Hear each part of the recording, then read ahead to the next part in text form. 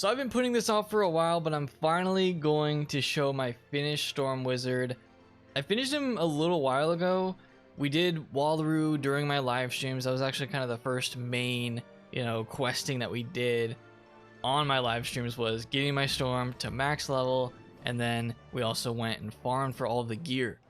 I just finished a new pet. I already had most of the new gear. We got the new jewels and all of that. So my Storm is completely done, and I want to show you guys all the stats and everything that makes up the best Storm gear, besides like raid gear and some other like small pieces that, I mean, you can always min-max things, right? But I feel like this is really good. These are the best Storm stats that I've ever had. These are for PvE, and we're not counting any raid gear or anything like that. So here we go. This is going to be the Storm level 170 best gear setup. And I'm excited to show you guys this. So you already probably saw that my damage is 238. If you look at the total over on the left there, it says 241, and that scales down to a percentage of 238. So that's where we're at. That's our actual damage percentage that we're going to be getting in fights. People have been telling me that the actual like soft cap is around 240.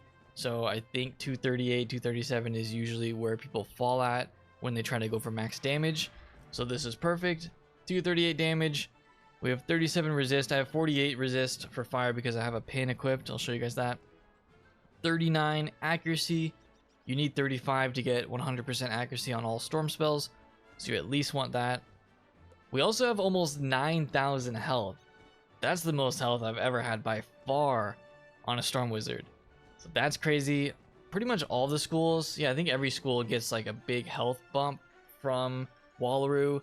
Some of the jewels are crazy, and you can get, a lot of schools probably have more than 10k health. So it's just a big upgrade being 170. You get a lot more health now, which is nice, especially on Storm. That was one of Storm's weaknesses, so it's not as bad anymore out here for Storm Wizards. Let's go over to critical. 841 crit. Not really too concerned about crit anymore. I just kind of, whatever gear I have, I kind of just say like, okay, that's fine. Crit isn't really something that I'm actively thinking about. Back in the day, I used to actually care about how much crit I had, and I would specifically try to get a certain amount. Nowadays, I don't think it matters. People just kind of go with whatever crit is on the best gear and kind of trust that. We're not like going for a percentage or anything. It doesn't even give you a percentage anymore. You just have the rating. Same with block. I mean, kind of whatever block is on this gear is whatever. I'm not going for crit. I'm not going for block. So we're at 841 crit. This is the one that I care about. This is the one that I feel like is a big deal. 53% armor piercing. This is by far the most pierce I've ever had in a Storm. The fact that you can even get over 50 is pretty crazy. I have seen sets with the raid gear. There's like a raid robe that's really good, and some other pieces you can kind of put together where you can get 60.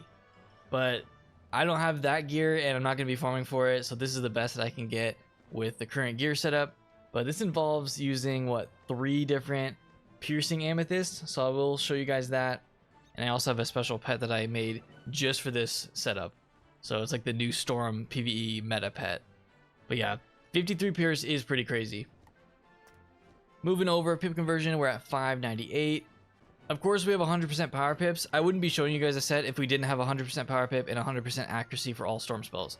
I always go for that. If you don't have that, I don't feel like it's worth the risk. I would rather sacrifice stats in order to get to 100 on accuracy and power pip. That's always what I go for with these sets. Shadow rating 139, actually pretty good. I do get shadows quite a bit, even in Wallaru. It just kind of depends on the boss you're facing, but 139 feels to be really good. I do get shadows a decent amount. Arch Mastery rating 191. I don't even know what that really means. I don't really care about that stat. Not really. I mean, Arch Mastery is the system of the school pips, but I'm not really sure exactly what the rating does and how that affects it. But you get a school pip every single turn, and you can pick that in your deck. So I usually go with Death because I'm trying to cast Bunyip Rage, and it requires a Death pip, so that's the only one I'm going for. I just go for Death school pips. And it does have like a rating. I think it's because PvE power orb efficiency is 100. So that's probably why Arch Mastery doesn't matter in PvE, and why I've never cared, because I think it only affects PvP. So that's probably why. PvE and PvP are a lot more separate than they have been in the past nowadays. So those are all the main stats. Let's go over to the gear, and I will kind of tell you guys where all this gear is from. So starting off, we have the hat, which you guys saw me get in my Fairy Key Horde Pack opening. I have socketed one pin, that's a shield pin, to just get some fire resist. I could also socket some sword pins, which are the dual school ones. So I could do myth. I feel like for PvE, myth sockets are pretty good, but you can pick whatever you want. If you want to hit on a different school, actually go dual school, you could pick different pins. But yeah, pins aren't a huge thing for me, but I mean, you can go for them. It just requires dream water. You can craft those. As for my robe, we're using the fraught plot armor, and this is from the new gauntlet, the Forbidden Library gauntlet. So I did farm that, and I also farmed the bazaar to get the, I think it's the ink required in order to craft this. So this is one of the best storm robes that you can get. It has crazy stats. I actually hung up the Malistaire cloak in order to get this, and I made up for the accuracy with other pieces and jewels and all of that. I could socket the pins, sword power, and another sword if I wanted to, but I haven't gone for that yet. So you could get like some other dual school stats. I think the power pins are accuracy. I'd have to check. Yeah, power pins are accuracy. So if you wanted to make sure you never fizzle or had a less chance to fizzle like an elemental blade, you could go with balance. You could also go with myth, maybe for your shatters, and even death if you wanted to like cast feints with higher accuracy. I would probably go for balance or death because I do cast elemental blade sometimes and feints. That could help me. So that is the robe. Moving on, we have the boots, also from the Fairy Key Pack, and I don't have any of those socketed for the pins as well. I could farm for those. I could just go for a lot of dream water and then kind of socket all of that if I wanted to, but it doesn't really make a huge difference in the stats that we're looking at because it gives only off school buffs pretty much. We also have the wand, which is from the same pack. So here's the wand. I socketed the sharpened blade on this one, and this is a jewel that you can get from bingo if you get the right badge, and this is a item sharpen. So I could use this just like the dragoon sharpen, where it will stack with a regular sharpened blade.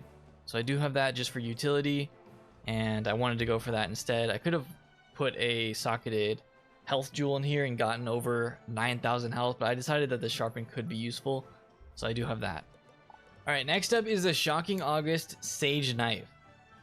People in my chat told me about this one because I wasn't aware that this existed, but this is from a gold key fight in Mushu.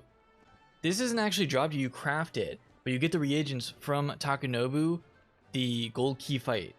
So we farmed that. I think you only have to farm it like 3-4 times and you can get enough reagents, and then you can craft this right from the vendor that's outside of the sigil.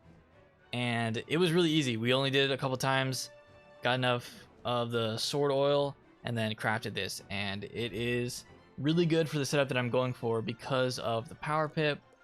I think I have the Reaver knife if we can compare it. It gives extra power pip, but pretty much all the other same stats. Maybe a little less health, but everything else is great. And the other thing is it gives a triangle instead of a square. So I needed the power pip. So moving on, we have an actual piece of gear that's from Wallaru. This is the Fierce Dream Reaver amulet. This is dropped by Crash. You can also craft it, and it's also in the Wallaru World Pack. I think I got it either from, I think I either got it dropped or crafted. I don't remember at the time, but I got it on stream, and this is what I've been using. I socketed the pierce and the accuracy there. Kind of crazy that an amulet now gives a circle slot, which is kind of nuts. All right, on to the ring. So Malistaire's Squall Band is what I'm using. This is actually a level 160 ring. This is actually dropped from the Meowiarty fight, and it's the craftable fight that you can put down in your house. I don't know if they still call these one-shots or what they call them, but it's basically one-time use, and you can do the Meowiarty fight, and then honestly that fight drops a lot of gear. So I got this second try, and I got a lot of other rings as well. So it's not that difficult to get this dropped, and it's really good. It's level 160, but it's still the best for what I'm going for because it gives a lot of power pip. You can also socket a square jewel in this, and square jewels from Wallaru can give you a lot of health. So 525 health for my storm is massive, and this just all kind of leads to me having perfect power pip from this one with 22%, and then also this with 19%. So it kind of just all works out to get me to that 100, but also still have really good stats. I think I have the Reaver Athame somewhere. I do have it, or Reaver Ring. So there's the comparison of that. The Reaver Ring actually does give more damage. It gives 2% extra damage, but I will be missing out on some power pip, which we're not gonna go in with 96% power pip. I just feel like that would be horrible. So that's kind of why I'm using this ring. Next up is the pet. I just recently made this pet during the double pet XP weekend. It's the exact same as my other pet, except instead of going for a storm boon or like a pain bringer, we went for an armor breaker. So this has armor breaker and mighty with all of the other, you know, quad damage, the best quad damage talents that you can get for storm with armor breaker on top. So that's this pet. I made it recently.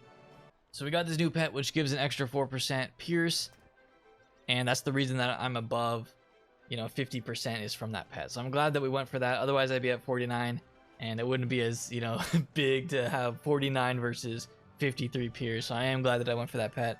You could also go for another pet that has both of the armor piercing talents, which would be 6% total pierce. That would bring me to 55, but I would sacrifice some damage for that. Maybe you could make it up from something else. I don't know. There might be some other like min-max stats that you could change out with that. But I'm happy with these ones. And what else? Is there anything else? I'm also using the Storm Gulcher. If we're talking min-max, you could get the Chompy Bronto, which would give me 3 extra damage. So I could swap out Chompy Bronto instead of Storm Gulcher, and I could get 3% extra damage immediately. Then maybe I could be like, okay, I don't need the pet with 4% damage there. I could go with 2% pierce, have 55 pierce, about the same damage. And yeah, but that would require me to spend crowns, so I'm not doing that. But you could do that if you have it. And your pet also needs to be the Scaly Frilosaur, which I think most Storm pets are on this pet right now. For the deck, I'm using the Electric Fairy Key box, also from that same pack. So a lot of my gear comes from the Fairy Key pack. And I socketed on the circle socket a 11% damage. But yeah, that is everything. That is all the gear that I'm going with. There are little tweaks you could do if I had like the Chompy Bronto and all that to min-max this. But this is pretty good. This is the best stats that I've ever had for PvE. But that's going to be it for me today. If you guys enjoyed this video, if it was helpful for you, then please leave a like on this. I'm going to be streaming my live questing through Wallaru later today. So if you want to watch that, and this weekend. So if you want to watch that, stay tuned, be subscribed, all that. So you know when we start the live stream. But other than that, I hope you guys enjoy the rest of your day. Have a good Friday, and I'll see you all next time.